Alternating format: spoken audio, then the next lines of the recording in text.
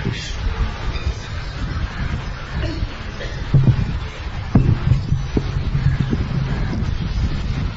Today we have the good fortune of welcoming several very special guests. First, we would like to introduce His Holiness Radhanath Swami Maharaj, one of the leading preachers from South America. He's from Brazil, and he was also leading one of the most successful parties of book distribution in the United States of America. And he's just a very humble and sincere, wonderful Vaishnava.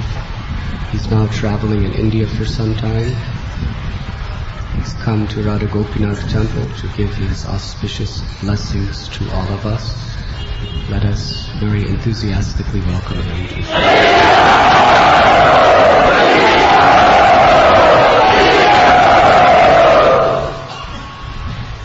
And then there is His Holiness Chandramali Maharaj, who has been with us for several months now. He's been introduced in many ways and many times. Let us welcome him once again to Sri Radha Gopinath.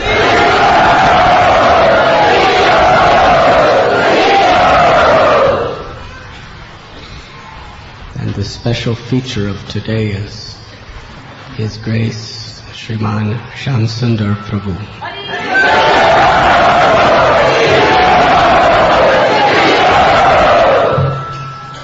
In order to even begin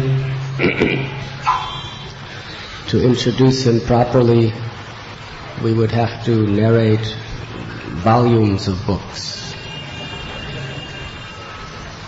He is one of the senior-most devotees of the Hare Krishna Society.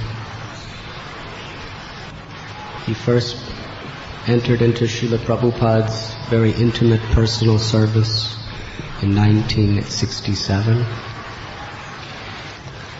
And he, with the help of some other devotees, established the second ISKCON temple on Frederick Street in the Haight-Ashbury district of San Francisco. Then he was sent by Srila Prabhupada to establish the first center in London. And while in London, by his own personal enthusiasm and devotion to serving Srila Prabhupada, he brought the most famous people in Western world to the Hare Krishna movement, and through them, #1 selling records of the Hare Krishna Maha Mantra in all of Europe, and traveling and performing on televisions, radios, establishing a center, the first major center in Europe. So Srila Prabhupada was so pleased with Shyam Sundar and his company that he brought them all to India, because it was Srila Prabhupada's very, very deep desire to make all of you lovers of Krishna. Shyam Sundar Prabhu was the first president. There will never be another first president. Either you are or you're not. There are several billion people in this world who are not. But there's only one person in all of this cosmic manifestation who can claim to have been the first temple president of Bombay.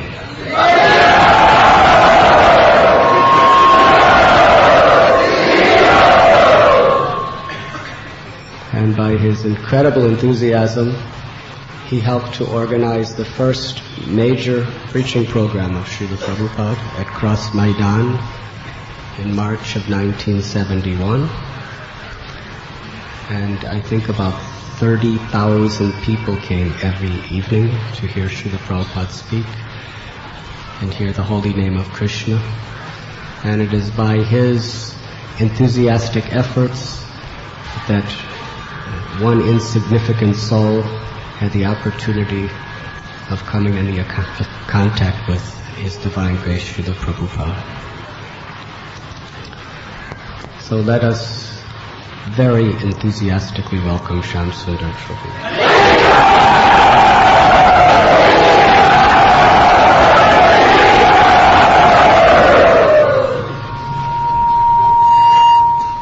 There are two more very special guests. The daughter of Shyam Sundar Prabhu, Crystal, and her friend Malini. Yes? Crystal is the only person who can claim, there's two, to be daughters of the first temple president of Bombay. Crystal, Malini, can you stand up, please? Let us welcome them to Shri Shri Radha Gopinath Temple.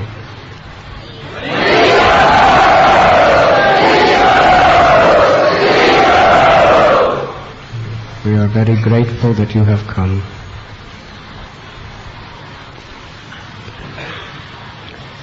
After a few minutes, Shyam Sundar Prabhu will speak and share with us a few drops of nectar from the ocean of nectarine topics that is within his heart.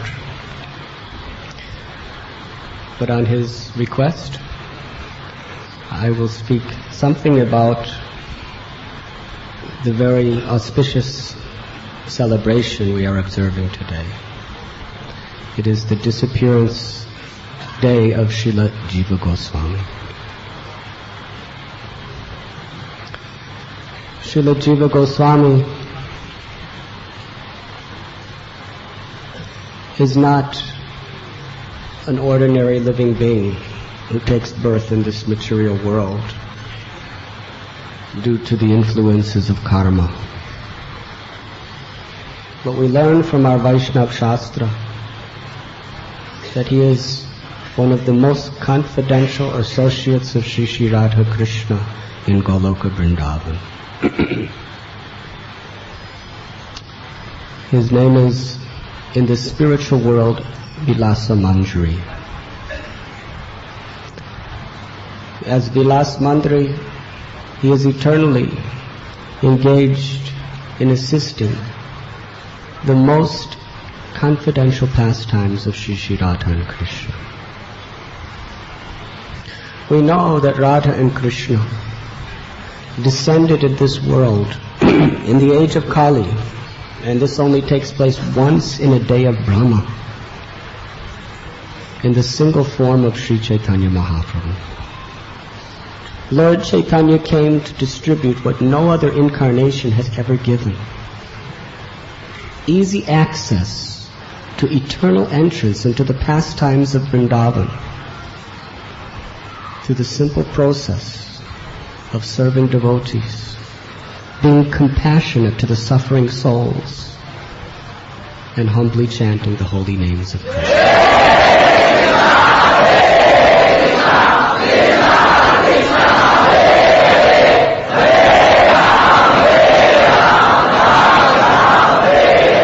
11th canto of Srimad Bhagavatam describes how Krishna comes in this beautiful golden complexion in the age of Kali along with his associates. Vilas Manjari descended as Srila Jiva Goswami.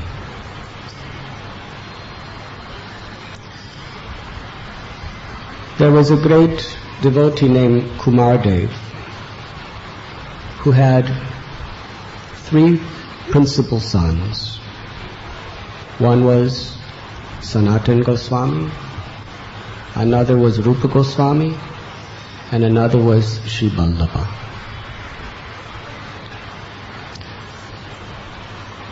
Jiva Goswami took birth as the son of Sri Vallabha. When he was only a very small child, His father and uncles were the chief ministers of the entire kingdom of Bengal. And their headquarters was in Ramakeli, in the Malda district of Bengal, close to the Bihar border.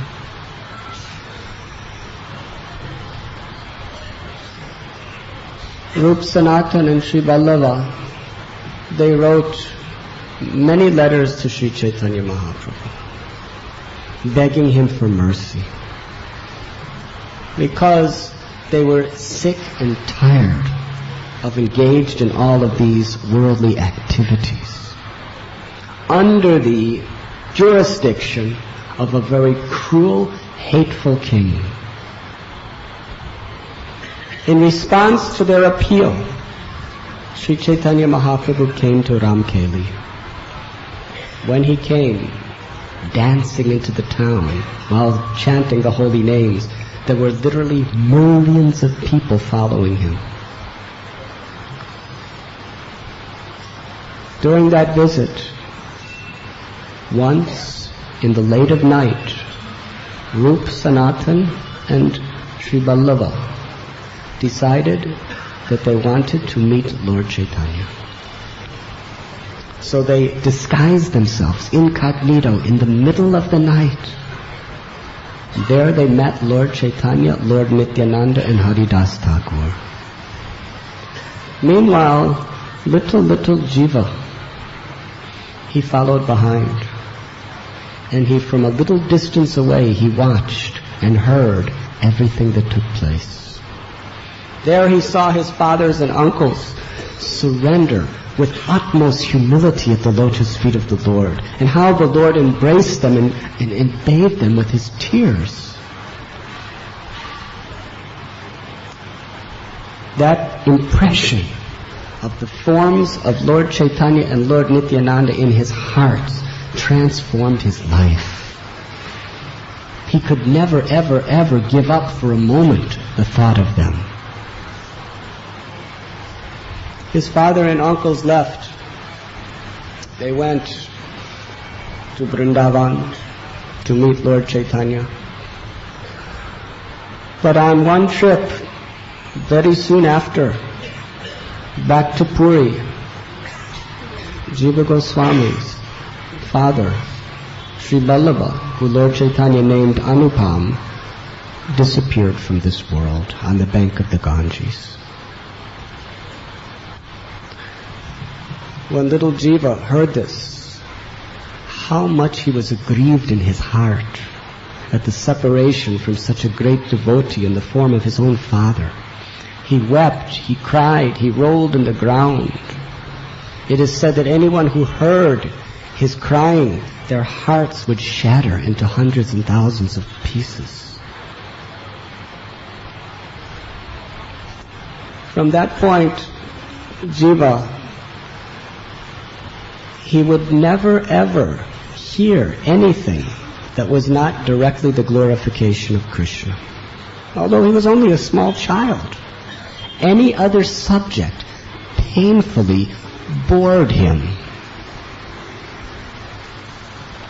And he could never speak anything except the topics of Krishna. In fact, he was fearful that if he did, he would waste the precious, valuable moments of his human life, although he was just a child.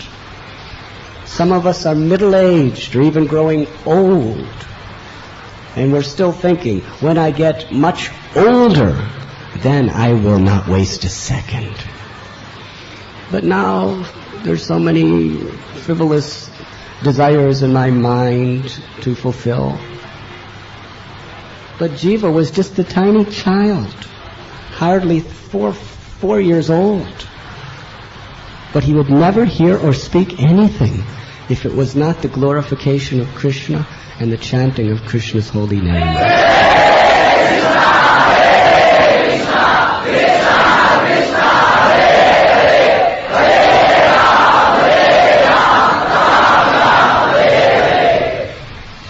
And he would play with his friends, but he would not engage in any play unless it was directly related to Krishna's pastimes.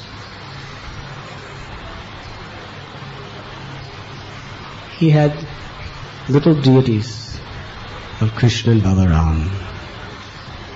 Those deities were his life and soul. In fact, it is said that he made those deities with his own hands. He would offer flowers to the deities. He would offer chandan to the deities. He would offer food to the deities, delicious foods. He would decorate them with clothing and ornaments. He would sing for them. He would dance for them. He would gaze upon them for sometimes hours and hours at a time with unblinking eyes. His greatest happiness when he would go into a secluded place where no one was around to see him, and there he would worship his deities with pure unmotivated love. Sometimes he would dance for them, sometimes he would be in such ecstasy he would fall on the ground, unable to even stand. In this way, he spent his childhood. Those deities, day and night, could never be separated from him. When he would go to sleep, he would clutch the deities and embrace them to his heart and sleep every night. One evening, just the time of sunset, an overwhelming feeling of separation came into the heart of little Jiva. He called out, "O Lord Sri Chaitanya Mahaprabhu, you are the deliverer of the most fallen. Where are you? O Lord Nityananda Prabhu, O Advaita Chandra, you have descended into this world to deliver the most fallen. I am the most wretched. I am the most unfortunate. Please, please have mercy on me." In this way, he cried all night long, crying out for the names of the Lord. He could not sleep, but just toward the end of the night, by the divine arrangement of Sri Krishna, he fell asleep. As he fell asleep, he had a dream. There he saw Lord Sri Chaitanya Mahaprabhu, Lord Nityananda Prabhu, Advaita, Srivas, and all of their associates, surrounded by millions and millions of people. Lord Chaitanya was dancing in ecstasy, and the Sankirtan of the holy name was filling the earth, the sky, in all directions with the loud, resounding sound vibration of the Hare Krishna Mahamantra.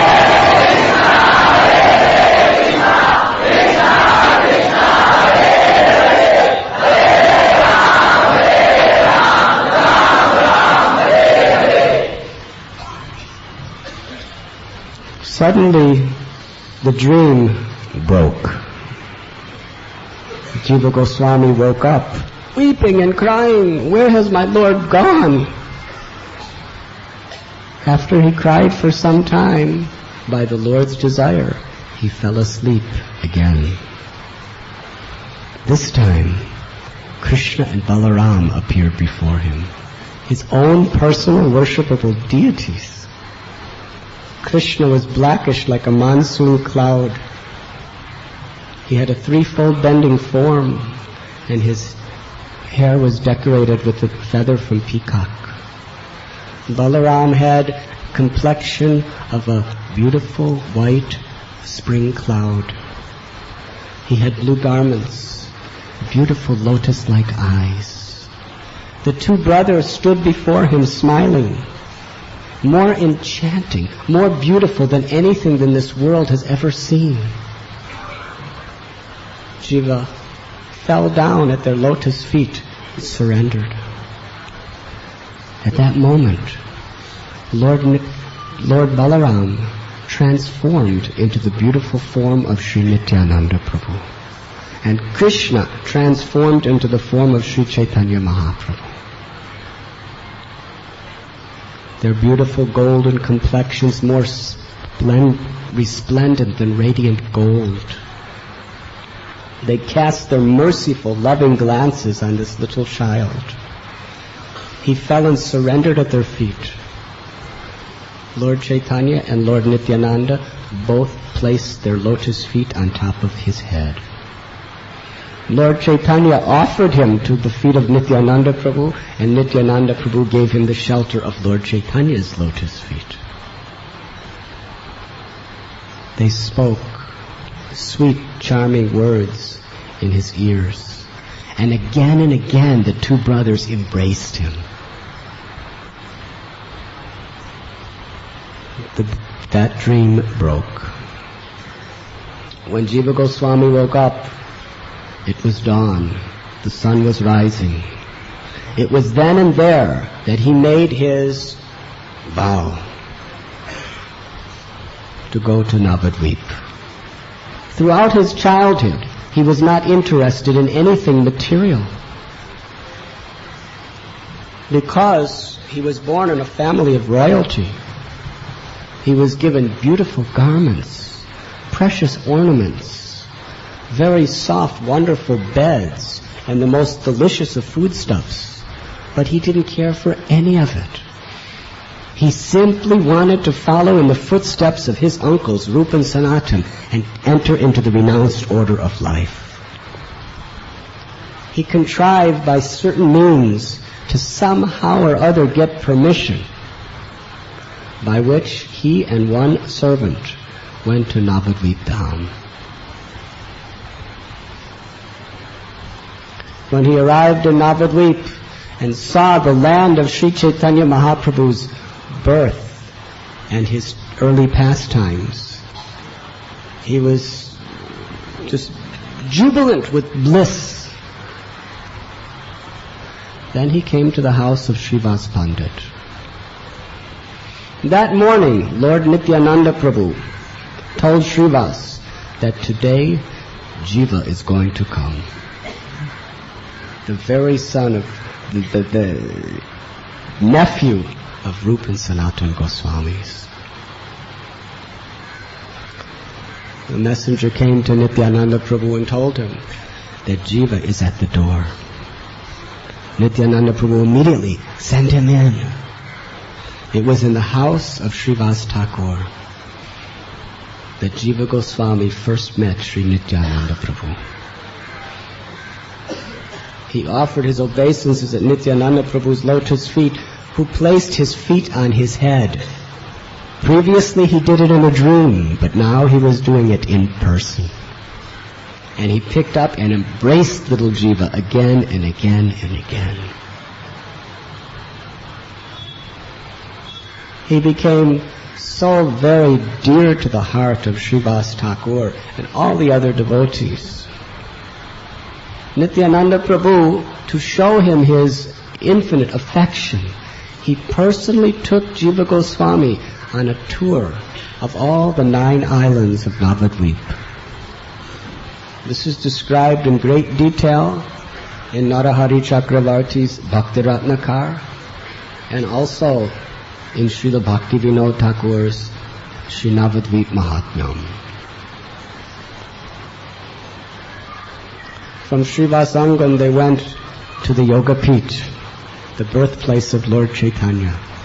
There Sachi Devi and Vishnu Priya personally, with their own hands, cooked a wonderful feast for Jiva Goswami. And Vamsivadana, the personal assistant of Lord Chaitanya, who became the personal servant of his Vishnu Priya, he showered his blessings and even accompanied them on their parikrama for some time. During this parikrama, by Nityananda Prabhu's transcendental will, even the whole Navadvip Leela manifested itself to Jiva Goswami's eyes.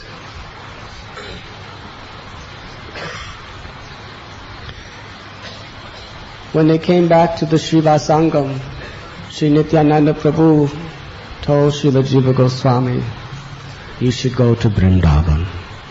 Because Lord Gauranga Mahaprabhu has personally given Vrindavan as the home of your family. You go. But on the way, you stop in Varanasi and you study the Shastras under Madhusudan Vachaspati. Jiva Goswami, following that instruction, went to Kashi or Varanasi.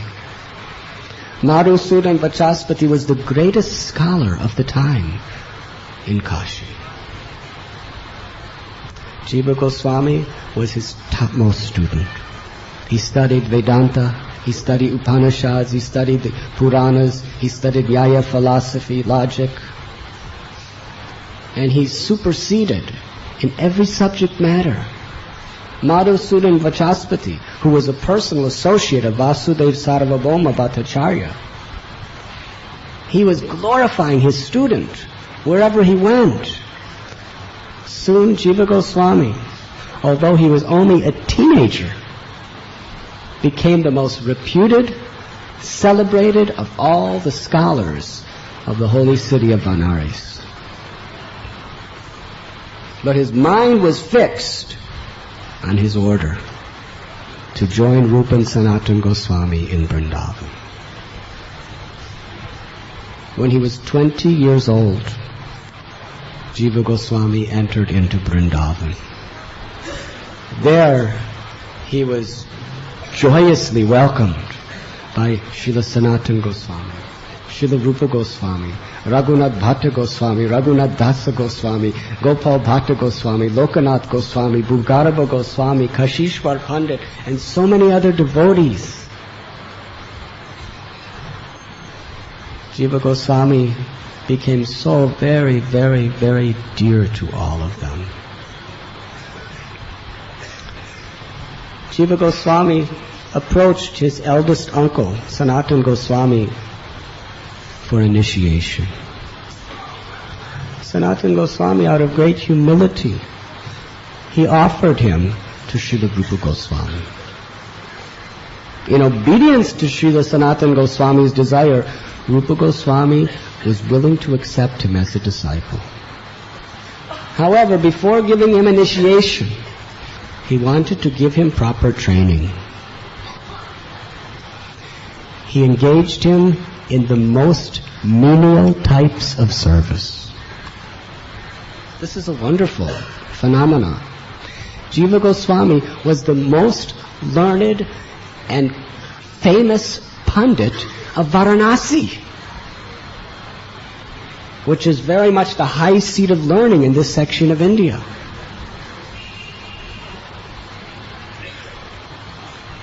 But just to please Sri Rupa Goswami, he would go out and beg alms to bring back to his Gurudev. He would wash the pots and the vessels with his own hands. He'd go out and collect palm leaves and prepare them into what Rupa Goswami can use as his scripts for his scriptures he was writing. He would massage his Gurudev's feet and legs. He would help his Gurudev in service to other devotees. When Rupa Goswami saw he was genuinely, actually humble and really had a service spirit, a menial service spirit. For a devotee of the Lord, there's nothing too low to serve.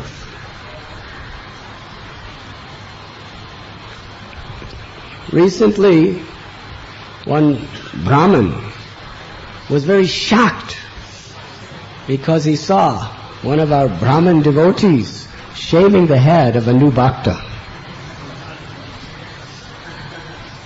He was shocked. His mind was so disturbed. How can a Brahmin be doing such a low, dirty job as shaving another person's head? Hair is filthy. You should just hire a barber to do this. You shouldn't do this. This is a degradation to the Brahminical standards. Now we know why Sri Bhakti Siddhanta Saraswati delivered that famous lecture, Brahmanism and Vaishnavism. Because what is Vaishnava? Mahaprabhu Sri Chaitanya explained. Naham vipronacha narapati napi vaishana shudro naham varninacha grihapatirno vanishto chitirva kintu projan nikila paramananda punamratadbir gopi bhartur padakamalayur Das, das, das, Anudas. I am not a Brahman. I am not a Kshatriya, Vaishya, Shudra. Nor am I a Brahmachari, Grihastha, Vanaprastha, or Sannyasi. These are all temporary designations. My eternal aspiration and my only real identity is I am the servant of the servant of the servant of the servant, the insignificant atomic particle of a servant of the devotee of Krishna. That mentality is Vaishnava. Krishna himself washed the feet of all the guests as they came into Maharaj Yudhishthir's assembly. Sri Chaitanya Mahaprabhu performed all the most menial tasks for his devotees. Even to Haridas Thakur, who was born in a family of outcasts. So Vaishnavas means Trinadapi Surichena, Tarodapi Sahishnana, Amanina Manadena Kirtaniya Sadahari. That is Vaishnava. To be more humble than the straw in the street, more tolerant than a tree, to be eager to offer all respect to others and to expect none in return. In this consciousness, we can constantly chant the holy names of Krishna. Hare Krishna, Hare Krishna, Krishna Krishna, Hare Hare, Hare Ram, Ram, Hare Hare. Seeing the sincerity of Jiva, Goswami, Rupa Goswami gave him initiation. Not only did he give him initiation, but Srila Rupa Goswami personally, with his own hands, carved the deities of Radha Damodar.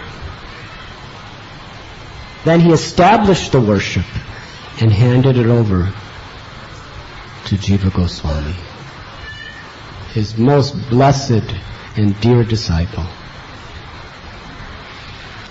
And Jiva Goswami, when he worshipped Radha Damodar, it was with such love.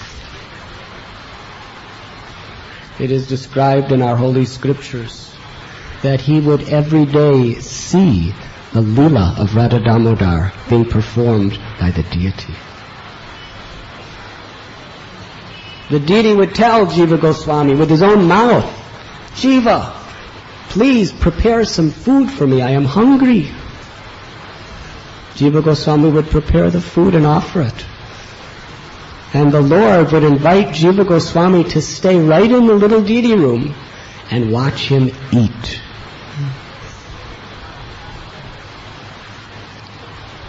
One day, Jiva Goswami heard Radha Damodar playing his flute.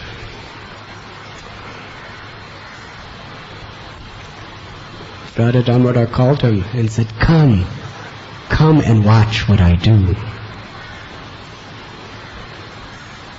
He saw Radha Damodar in his most enchanting, beautiful, youthful form, performing intimate pastimes just for the pleasure of Jiva Goswami. Seeing this, Jiva Goswami fell to the ground unconscious, in ecstasy, while weeping and crying and rolling on the ground. One day, one very egoistic pundit of the name Rupa Narayan came to Vrindavan. He proclaimed himself to be Digvijay Pandit, a scholar who had traveled all over the entire land of India, challenging every scholar to debate, and defeated all of them. He had a document called Jayapatra, where each scholar had to sign their name and write, I am hereby certifying that I have been defeated by Rupa Narayan. He came to Vrindavan as the last place because he had heard the glories of Rupa and Sanatan, Goswamis. He challenged them to debate. Rupa and Sanatan Goswami, they were not concerned with winning debates. They were only concerned with glorifying Krishna. Why should they waste their time like this? So he said, I challenge you. They said, we accept defeat. You're such a great scholar. We have no hope of competing against someone like you.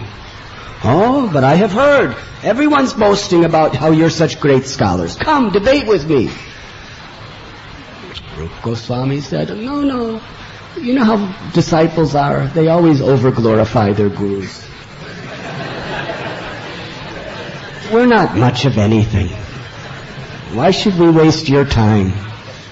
Ah, you say like that? Then you sign the certificate. We certify that we have been defeated by Rup Narayan, Rupa Goswami, Sanatan Goswami. Now, he had already performed the task. Every famous pundit there was, he had their names. But he heard that Jiva Goswami, he was very learned, and he was upcoming to be a great scholar. So he was thinking, better to defeat him now, so that later on people will not think that there is any stone unturned. So he went and challenged Jiva Goswami. He said, I already defeated your two uncles, Rupa Goswami and Sanatan Goswami. Your guru has signed my certificate. Huh? What are you saying? My guru being defeated by a puffed up wretch like you? He looked at the certificate. Rupa Goswami in his own beautiful handwriting, which was like rows of pearls. He understood that his Guru Maharajas, it was only out of their humility, but this man was going to misuse their humility to blaspheme them.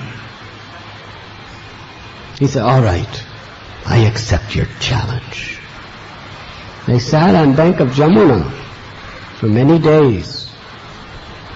And in the end, Jiva Goswami conquered over Rup Narayan. He was so humiliated. He was defeated by such a young person. And he was irrefutably slaughtered in this debate. He left Vrindavan never to return. So Jiva Goswami explained to Rupa Goswami what had happened.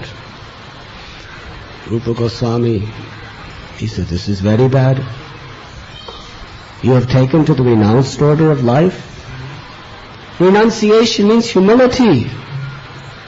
It means no desire for name or fame. You wasted your precious time debating with this mundane scholar only for your own reputation. No one who has any desire for honor or distinction can live in the land of Vrindavan. Therefore, you must leave immediately.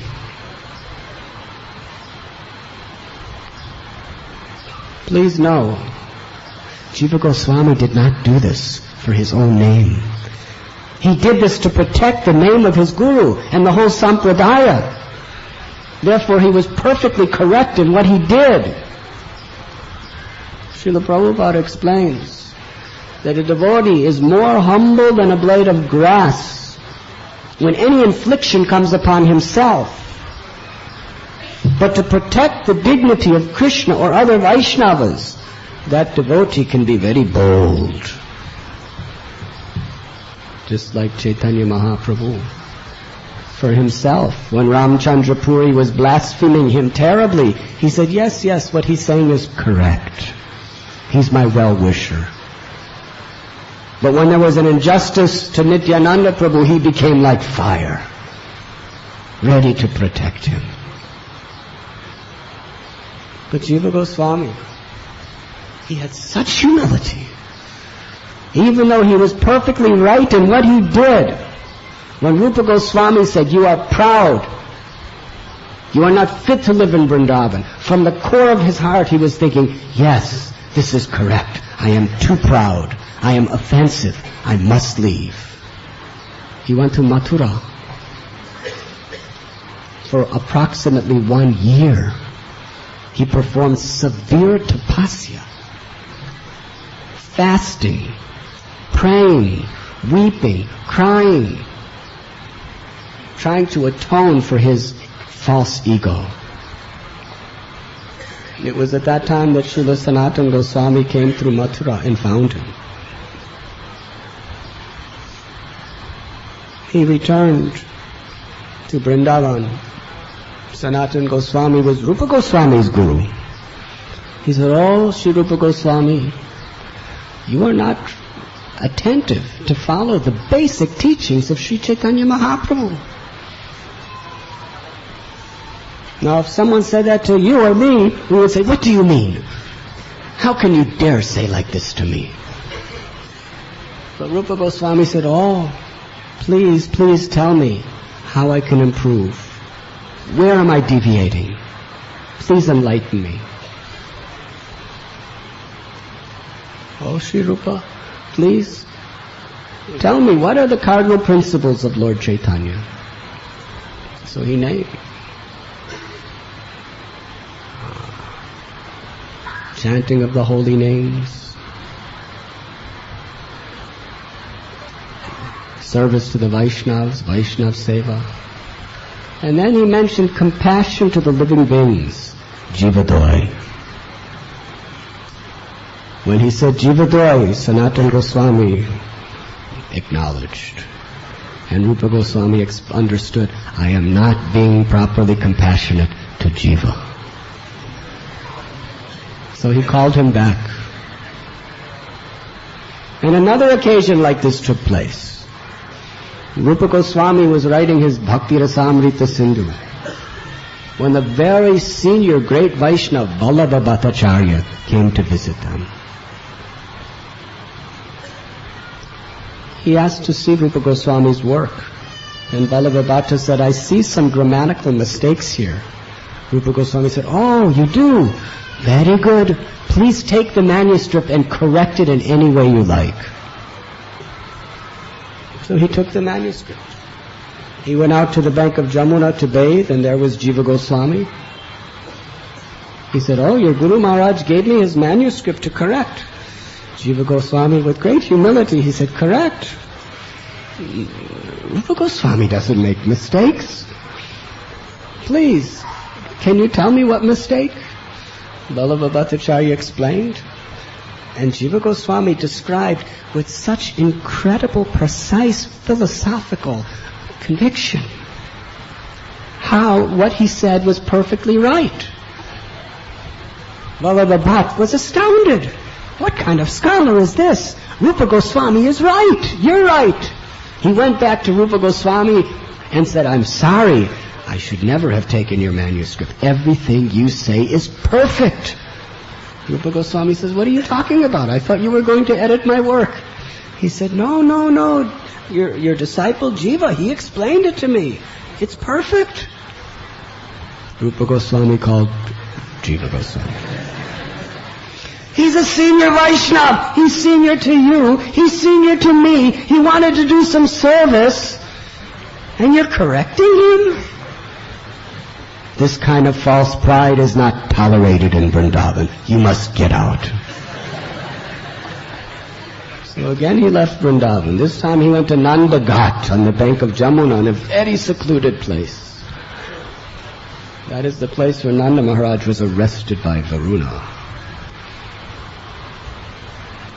According to Bhakti Ratnakar, he lived in a little thatched hut. According to some, he lived in a hole that was the residence of crocodiles in the ground previously. And there he was fasting, and he was constantly praying to the Lord to forgive him for his offenses, and loudly crying out the holy names day and night.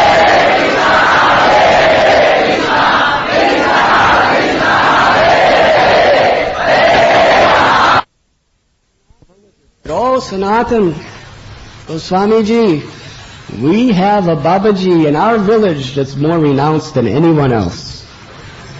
All he does is cry underground in a hole day and night. He practically doesn't eat. We throw some roti flour, he just mixes it with some Jamuna water and eats it. He doesn't even cook it. He's constantly crying out the names of Rupa Goswami, Sanatan Goswami, Gauranga Mahaprabhu, Shri Radha Krishna. This must be Jiva Goswami. He was in a very terrible state of health. Sanatan Goswami brought him back to Vrindavan. And Rupa Goswami, seeing the sincerity and the humility of a disciple, personally nursed him back to health with his own hands. So one may think, why is Rupa Goswami so irrational and cruel? But it's not like that. Rupa Goswami, Jiva Goswami, they descended from the spiritual world on the order of Lord Chaitanya to manifest the highest principles of Vaishnava behavior. By doing this, Rupa Goswami glorified Jiva Goswami for all time to come. Although such a great scholar, such a great acharya, still he was so humble, so very much eager to be corrected, so unargumentative with his superiors. Through this incident, these two great souls revealed the highest behavioral patterns of true Vaishnavas. Trinadapi sunichena, tarorapi sahishnana, amanina manadena, kirtaniya sadahari. He revealed to the world that Jiva Goswami is a very embodiment of this verse. More humble than blade of grass, more tolerant than tree, ready to offer all respect to others and expect none in return. And in this state of mind, Jiva Goswami was constantly chanting Krishna's names. After Srila Rupa and Sanatan left this world, Jiva Goswami was unanimously accepted as the Acharya of the Sampradaya. And throughout Orissa, Bengal, Vrindavan, and all other areas, all the followers of Lord Chaitanya accepted Jiva Goswami as their leader. All the other spiritual masters, Gopal Bhatta Goswami, Lokanath Goswami, Raghunath Das Goswami, Hridaya Chaitanya, they all accepted Jiva Goswami as their leader. There was not this autonomous idea that if I'm big, no one can be bigger than me.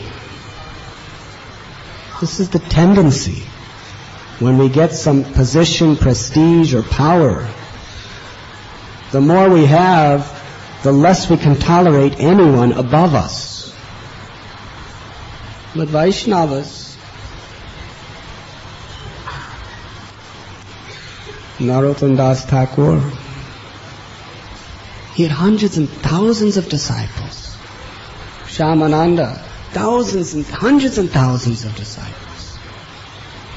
Raghunath Bhatta Goswami had some of the greatest generals and most powerful learned scholars as his disciples.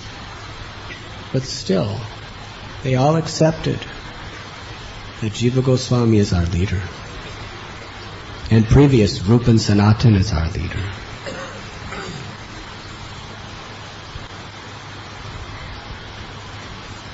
One day, in a dream, Rupa and Sanatan Goswami appeared to Jiva Goswami and told him, today, Srinivasa Acharya will come to you. You will recognize him. He has all beautiful qualities. he's very sad in his heart. And they told the whole story, how he went to Puri to meet Lord Chaitanya, but Lord Chaitanya left this world on his way. Then Lord Chaitanya told him that you should take shelter of Gadadhar Pandit. But Gadadhar Pandit left the world. Then he was told to go to Vrindavan to take shelter of Rupa and Sanatan. But when he arrived in Mathura, he found out that Rupa and Sanatan had left the world. But now we have appeared to him and sent him to you. Tonight during the evening arti at Radha Govinda temple, he will be there. You should find him. And you should bring him to Gopal Bhatta Goswami to take initiation. And later on, you should give him all the books of the Goswamis and send him to Bengal to distribute them. So Jiva Goswami became the Shiksha Guru for Srinivasacharya, and then Narottam Das Thakur and Shyamananda. It was he who personally gave them their respectable titles. And it was with his blessings that they learned the most intimate details of the scriptures and understood in the deepest, most unparalleled form the realizations of pure bhakti.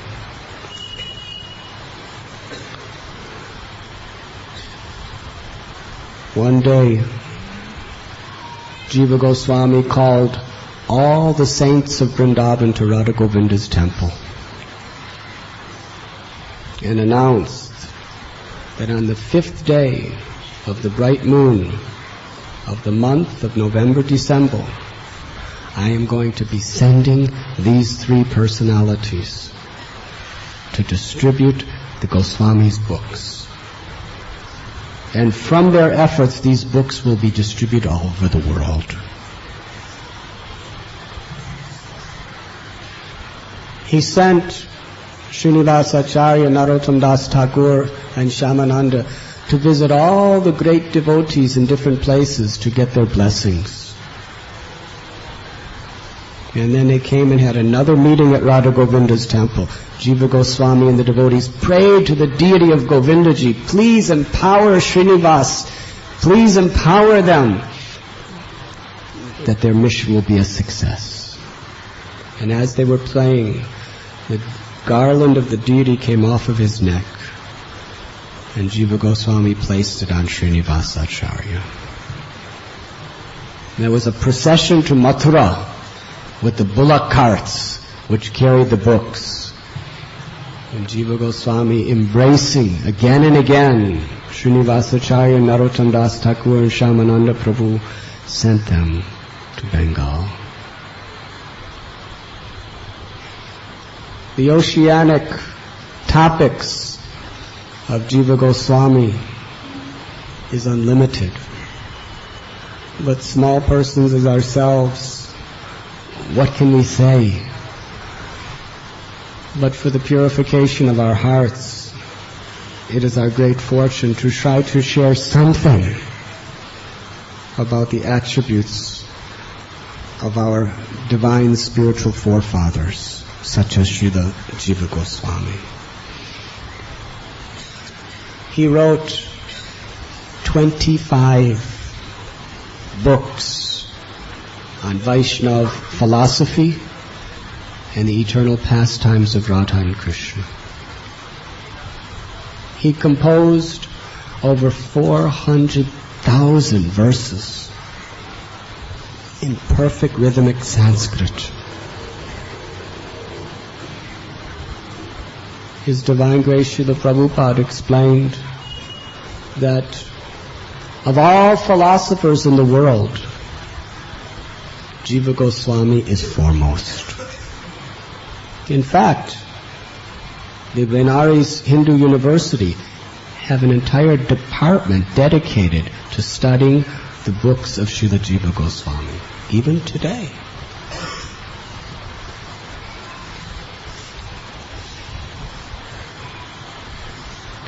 Srila Jiva Goswami, at his temple of Radha Damodar, composed these literatures, trained the most empowered Vaishnavas,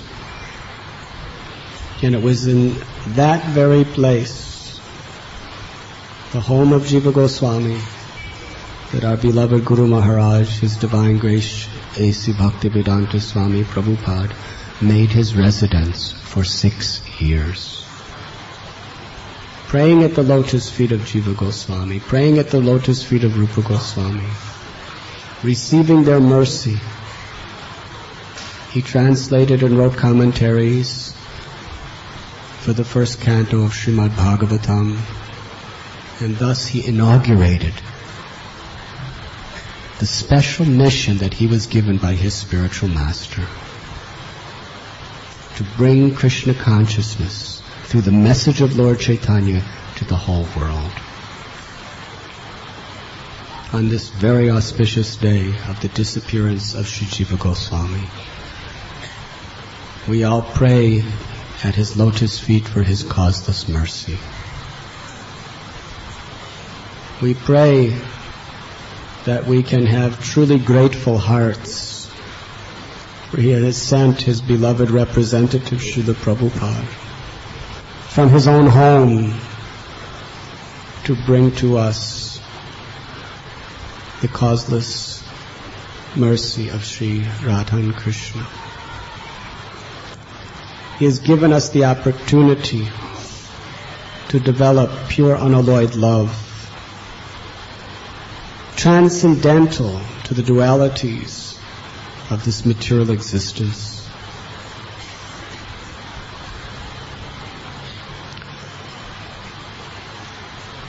And we are also very grateful to Sri Jiva Goswami that he has sent us today one of the dearest, most intimate associates of Srila Prabhupada, Shyam Sundar Prabhu. And at this time we would like to ask him to kindly speak. Thank you very much. Srila Jiva Goswami ki.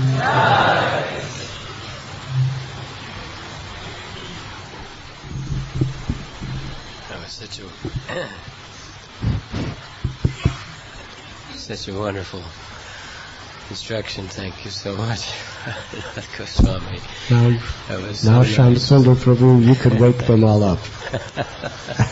I successfully put them to sleep. You can successfully wake them up.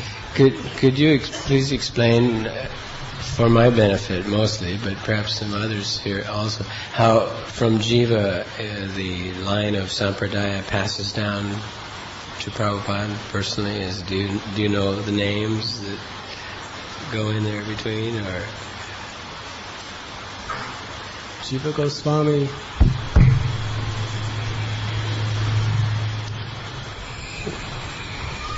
was the personal instructing guru of Srinivasacharya Narottam Das Thakur Shyamananda Prabhu. Although Srinivasacharya took initiation from Gopal Bhatt Goswami, Narottam Das Thakur took initiation from Lokanath Goswami, and Shyamananda Goswami took initiation from Hriday Chaitanya in Ambika Kalna. But all of these great acharyas entrusted their prized disciples to Jiva Goswami for training. So in our disciplic succession, those who have contributed the most prominent services to our parampara are particularly listed. So after the 6 Goswamis, including Jiva Goswami, comes Krishnadas Kaviraj Goswami, Srinivasacharya, Narottam Das Thakur. So the disciplic succession is like that. And then Narottam Das Thakur, he had a disciple named Ganga Narayan Chakravarti, who had a disciple named Radharaman Chakravarti Goswami, who had a disciple named Krishna Charan Chakravarti Goswami, who had a disciple named Vishwanath Chakravarti Thakur. But because Narottam Das Thakur was most prominent, Vishwanath Chakravarti Thakur's name is listed directly under Narottam Das Thakur, although there were several generations between them. Vishwanath Chakravarti Thakur's beloved dear disciple was Baladev Vidyabhushan. And then there was a disciplic succession of many great personalities after Baladev Vidyabhushan. But the next very, very prominent Acharya was Jagannath Das Babaji Maharaj, who was the Shiksha Guru of Bhakti Vinod Thakur, who was the Gurudev of Gaur Kishore Das Babaji Maharaj, who gave initiation and Shiksha to Bhakti Siddhanta Saraswati Thakur, who was the beloved Param Guru of us and the spiritual master of Srila A.C. Bhaktivedanta Swami Prabhupada. And does that answer your question?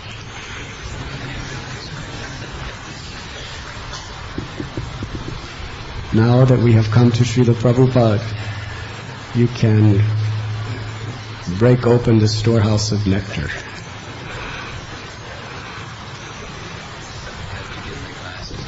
And deliver the contents profusely. Shyam Sundar Prabhu ki. When I was driving into the city last night in the car, I had this wonderful feeling that I hadn't felt for some time, of great relief, of great expectation. I was trying to analyze why I felt so good. I mean, I'd been traveling for 2 days, exhausted, bad food, but I felt so good. And I realized that what it was, I was coming to see my good friend, Radhanath Swami Maharaj. He makes me feel good just to see him, just to think about it. But it also made me start to think, what did Prabhupada feel when he used to come to Bombay? I mean, I read somewhere in the back issue of Back to Godhead magazine, perhaps it was just propaganda, but someone had stated that Prabhupada, outside of Calcutta, had spent more time in Bombay than any other city in India. Is that correct? That's correct.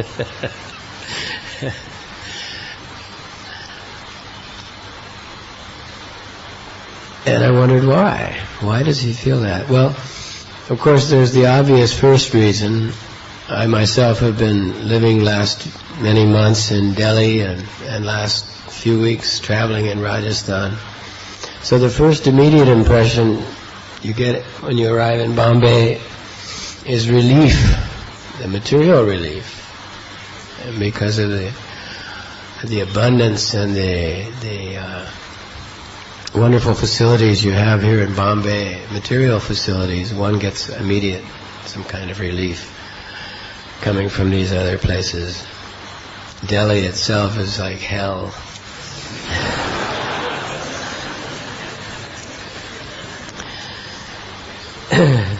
But I started thinking also that Prabhupada may have had that reason in mind. His business life was probably more prosperous here than it had been at Jhansi or Allahabad or the other places he tried to conduct his businesses.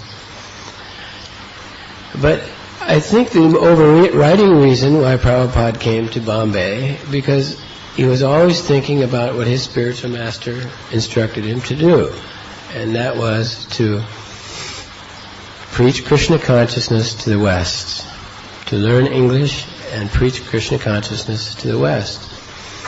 And your Bombay is the closest thing in India to the West. Not just geographically, but there's a state of mind here that's very unique in India, and it's very much common to Westerners. And I think Prabhupada learned a lot here. I think he came to Bombay to learn. prepare himself to go to America. I mean, where else would he find such people as Sumati Morarji, who would, on his words alone, send him to the West, dispatch him to the West? The rest of India had become, and still is to a great extent, hidebound in tradition and filled with politics. But your Bombay is a very unique place. Bombay, you have the feeling that everything is possible here. Anything is possible. It's the only city I know in India where I feel that. I've always felt that in Bombay. Anything is possible in this city. And that was Prabhupada's driving ambition and desire to create the impossible, to do the impossible, to spread Krishna consciousness all over the globe. So he came here to train. He learned here how the Western world works, I'm convinced.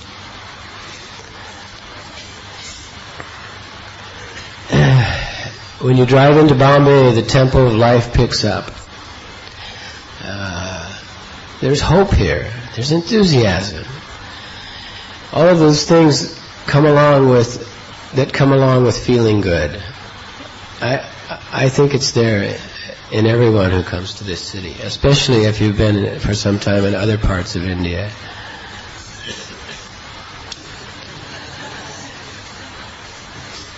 There's even, anyone who's sitting in this room has a feeling that, well, I can become self-realized. I can become a perfect person.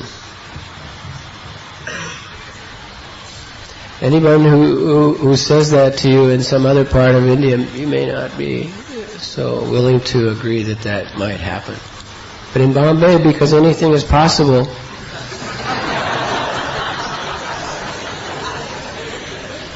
if Prabhupada says you can become a perfect person, okay, I go along with that. I can do it. This is the fertile and special ground that you live here in Bombay. I mean, where else could such a wonderful example of expansion of Prabhupada's energy be born? What other place? As Radhanath Goswami. Where will you find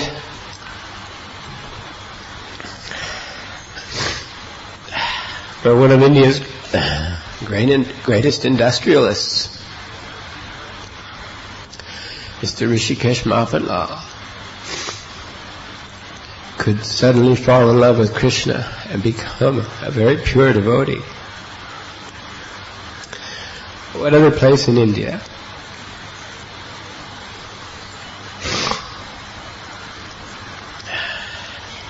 And where, among you, where can you find so many highly qualified young people, professionals,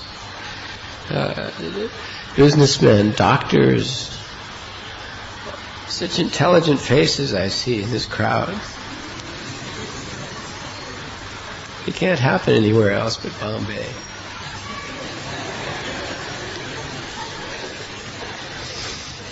So you're all benefited, you're all recipients of a great benefit to have been born here, raised here, or whatever. Find yourself here in the presence of such a learned scholar as Radhanath Goswami, and before him, Prabhupada was here for such a long time and concentrated so much on this city.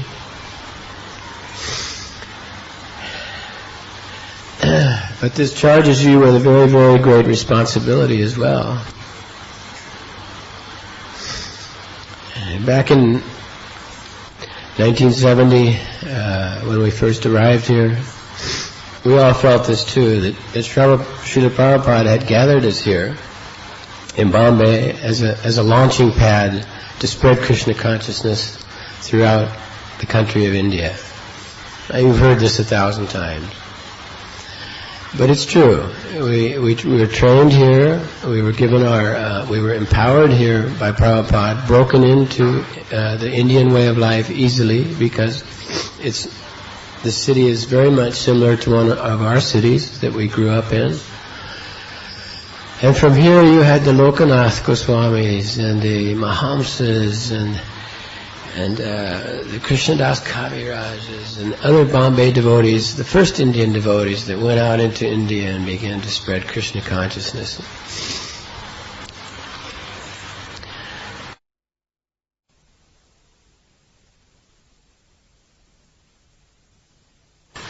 And now in Bombay, from what I'm seeing, the Bombay devotees have gone about building your branch of ISKCON here so nicely, so very nicely, and practicing the ancient God-given science, your own ancient God-given science of Krishna consciousness so devoutly and so perfectly that you are now the examples, the exemplars, the shining final results of everything Srila Prabhupada wanted for India.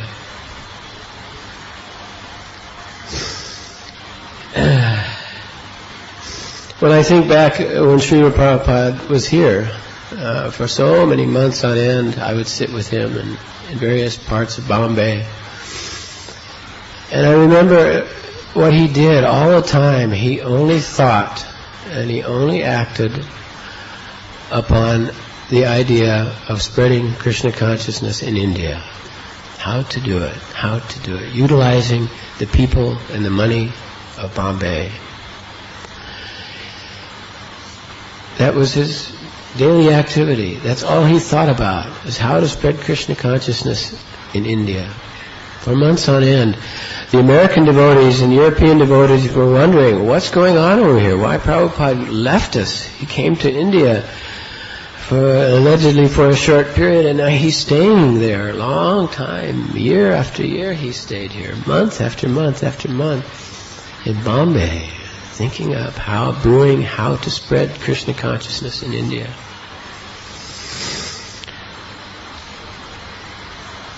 But I ask myself first, and I ask you, why we cannot yet see this bright light, this Bombay type of bright light all over India?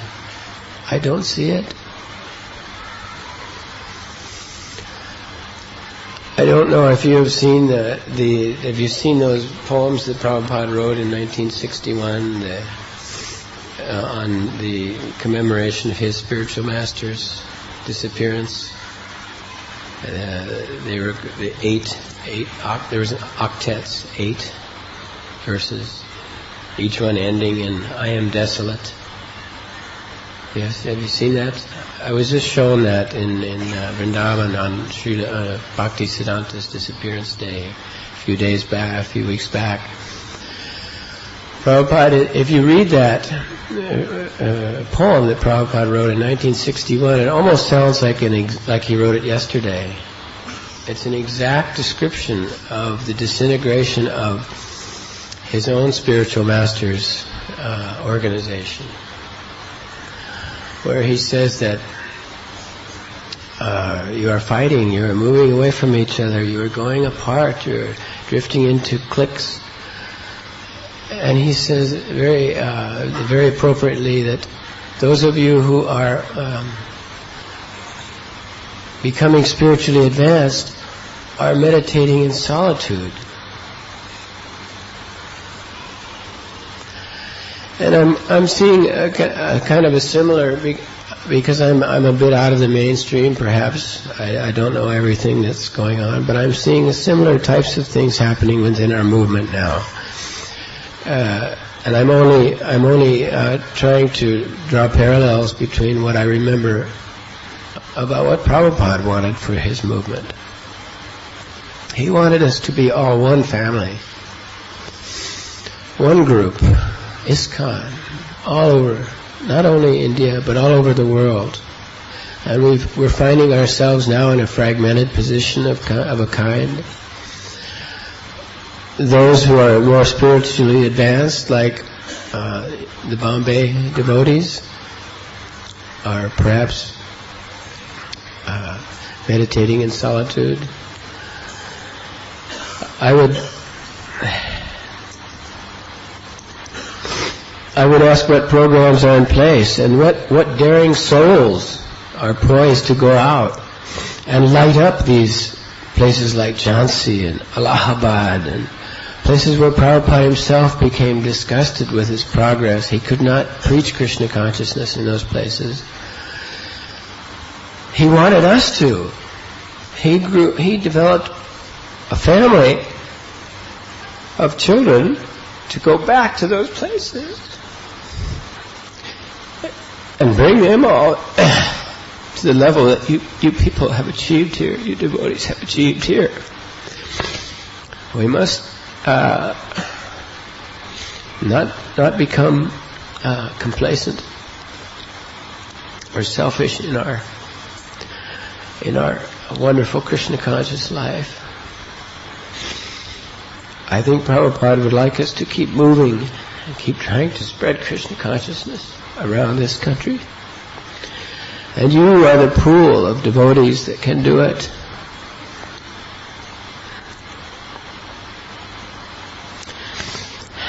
I'm not, I'm risking some kind of messianic message here or anything. It's just, it was a thought that I've been dwelling on all day. I see you all so perfect and so,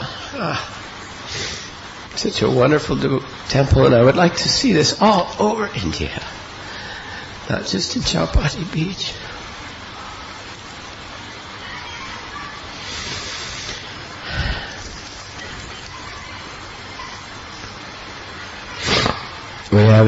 We have in Bangalore, for instance, this Ritvik movement started up.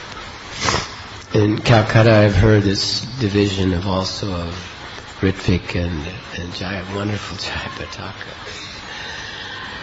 And even here, I've heard of some sort of separateness between Chowpatty and Juhu. I don't know all these politics or anything, but it strikes me with some sadness. And I say, what happened?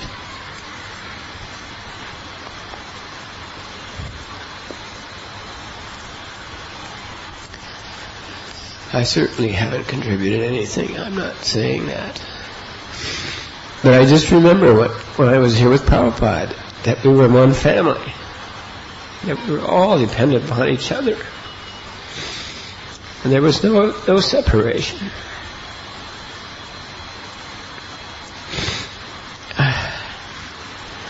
Prabhupada's vision was one for all of us. And in any place, in any group of ISKCON, should realize Srila Prabhupada's vision for India. It's my great fortune to be sitting in the midst of the best devotees I've ever seen as a group as I speak.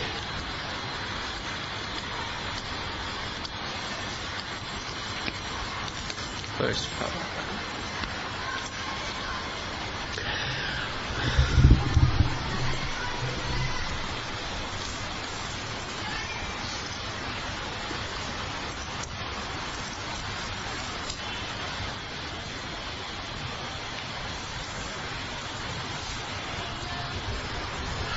Would you like to answer questions? If anyone has any questions, either about the old days or what I've just been talking about.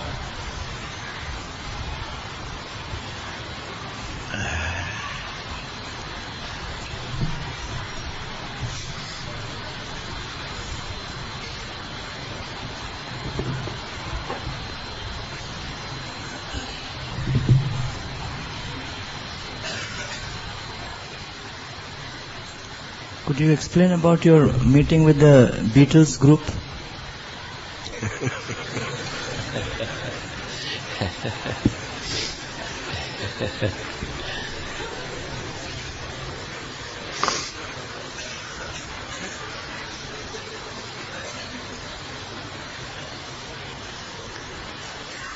It's there in the books, the history books.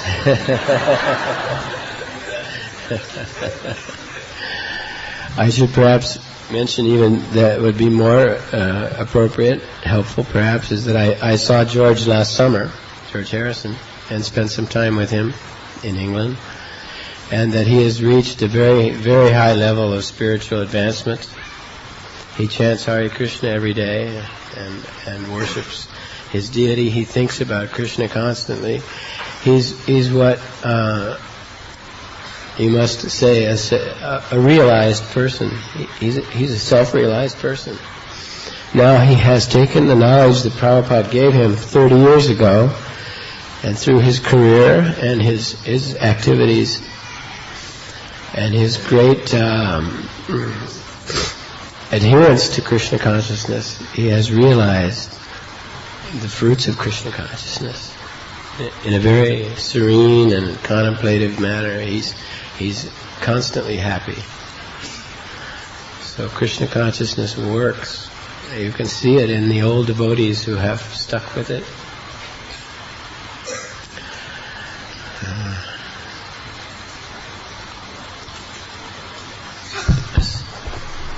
Because the history books are edited, we would like to hear from you. They are edited.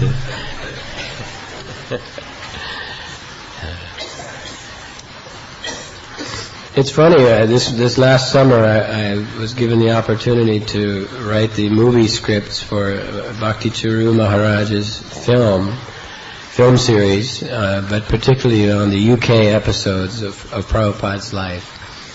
So I was forced to do a lot of remembering and research. And I came across an old letter that I had written Prabhupada in San Francisco back in 1967. Late 67 or early 68. And I had asked Prabhupada in that letter if someday I could go to London and meet George Harrison. I'd forgotten that I had written that kind of a letter, that it was that far back in my desires, I guess. But a lot of time went by, and we finally got the money and the wherewithal to go to England, and by that time it had become almost an obsession that we would go and meet the Beatles and try to convince them that Krishna consciousness was meant for them, and if that they took it up, that they could spread it all over the world. So there was a kind of a destiny involved in the whole thing, looking back, that I realized this summer, that it didn't just happen accidentally. And I realized that all of our efforts in London to establish the temple and the movement there were guided almost daily by Prabhupada. There were letters written. Prabhupada used to get upset if more than a week went by without hearing from one of us. He was almost daily directing our efforts, even by telephone sometimes, to advance the London yatra. But by meeting George and meeting the Beatles came about rather accidentally. We'd been there nearly a year, and an old friend of mine from San Francisco, who was a rock and roll manager, he managed a rock and roll group called the Grateful Dead. He happened to be in London, and he called me up and asked if he could stay at our we had a warehouse in Covent Garden, if he could stay with us. And I said yes, and he said, but I've brought a few friends if you don't mind. So we said, no, we'll have lots of room. So he brought over the Grateful Dead, Ken Kesey, the President, Sonny Barger, president of the Oakland Hells Angels, and several other strange characters from San Francisco, and they were there to meet the Beatles. So they had an appointment. So I asked them if I could tag along, and went down there to the Apple Studios. We had been trying for months to meet the Beatles. We had sent them so many gifts and so on, without any replies. But there was a large room, almost this size, all filled with hundreds of people waiting to meet the Beatles, who were in some kind of conference in another room off to the side. Rock and roll stars and film stars and authors and famous people from all over the world were in that room by invitation. I snuck along in the shadows of my friends, and I was sitting as far away as you could get from the doors. And suddenly George Harrison stuck his head out from the door and peeked around, looked around the room, and the frightened look on his face, oh no, all these people.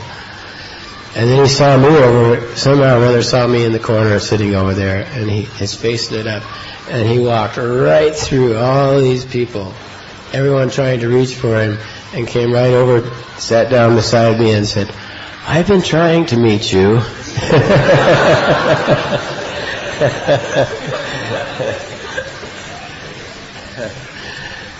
So it was all Krishna. The reason being that he had gotten a hold of a copy of that old happening record of the Hare Krishna mantra. And Prabhupada actually sings the old Hare Krishna record, the original one. And he had played it so much that it had worn out, and he wanted to know how he could get another one. And recently, just before that, something happened to him that caused him even more to want to meet us. He had been in a light aircraft that almost crashed. And as it was turning over and starting to fall to the ground, he started chanting Hare Krishna at the top of his lungs. And as soon as he did, the craft righted itself and it landed safely.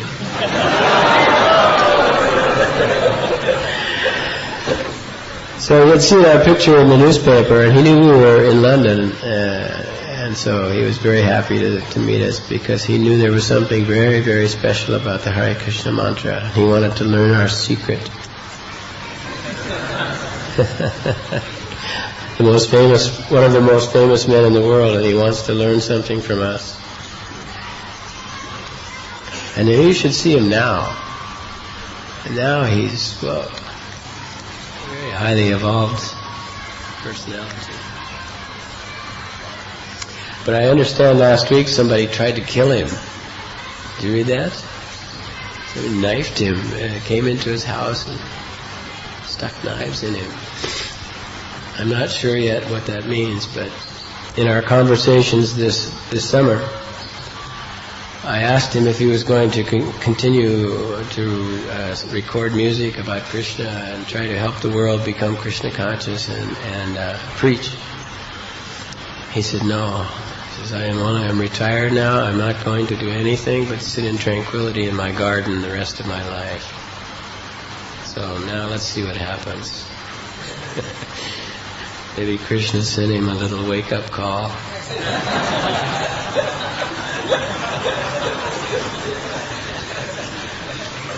We'll see. Has anyone ever heard these things in the history books? Please continue. Well, what it may be to explain a bit more what I was talking about earlier, I think that you people have the capacity and the potential in this room to spread Krishna consciousness like wildfire across India. We had about 10 people when I first came here. Of course, we had Prabhupada.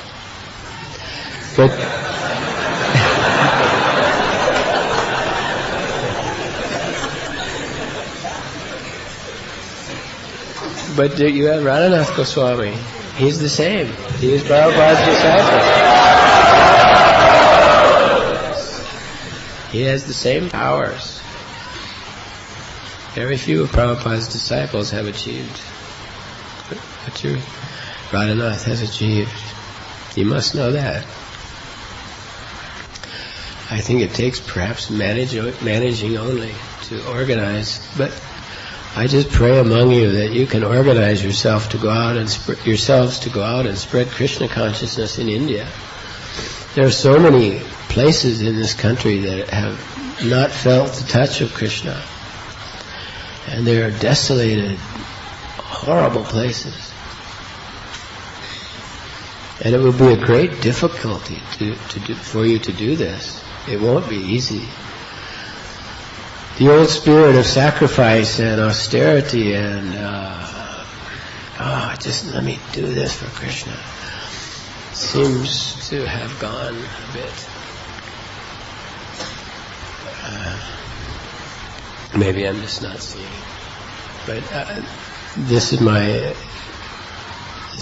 desire to see if I have anything at all to say or share and impart with you. That is my wish, that you would help spread Krishna consciousness throughout this country. Under the direction of your spiritual master. Full of money, media, all the potential is just here in your doorstep.